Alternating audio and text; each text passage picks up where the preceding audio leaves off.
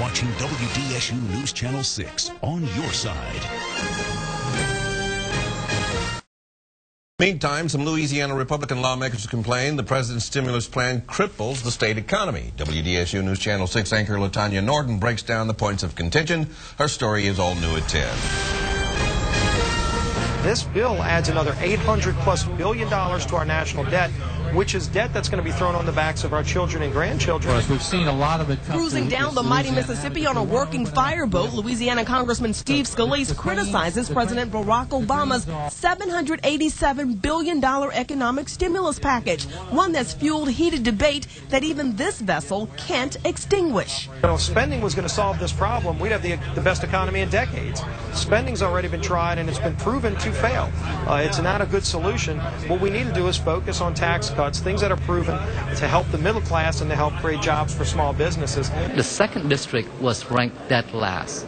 We were ranked dead last in all of 435 districts in the amount of money that we will receive and in the amount of job creation that the money that we receive will affect the district. Congressman Joseph Gow and Congressman Steve Scalise were among 178 Republicans and 7 Democrats who voted against the plan touted to boost the economy. They say the plan is more about growing government and less about creating jobs, a goal at the Port of New Orleans, the 5th largest in the country. The port employs about 60,000 people in the metro New Orleans area and 165,000 statewide. Each year, tons of rubber, steel, coffee, lumber, and other building materials are imported and exported through these terminals. The port has plans to expand by 2014, the date slated for the widening of the Panama Canal. That'll create 4,000 new direct jobs, and that's the bottom line. That's what the port's all about, is putting people to work and creating jobs as much as we possibly can.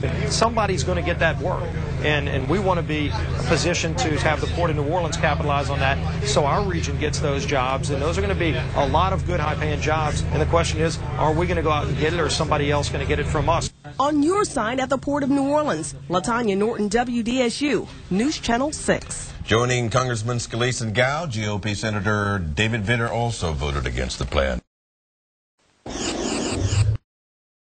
Well, the federal stimulus package is now law. President Obama signed it today. Kurt Sprang reports on local opposition to the plan, but for different reasons.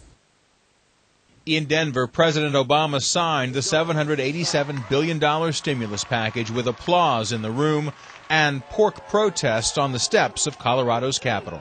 This is a bill that we don't have this money sitting in a bank, over $800 billion. Congressman Steve Scalise talked about the stimulus bill becoming law while touring the Port of New Orleans this afternoon. Scalise says the biggest problem with the plan is we'll pay for it for generations. And he's worried the deficit spending will flood the country with double-digit unemployment, inflation, and interest rates. Right now we don't have any of those, but we can definitely be heading towards it because of the size of this spending bill that I think really missed the mark at a time when we should have been focusing on creating jobs. The other Republican congressman from our area, Joseph Gow, voted against the plan, but for a different reason. Gow says he doesn't like the deficit spending, but was most concerned about the White House snubbing his district. We were ranked dead last in all of 435 districts.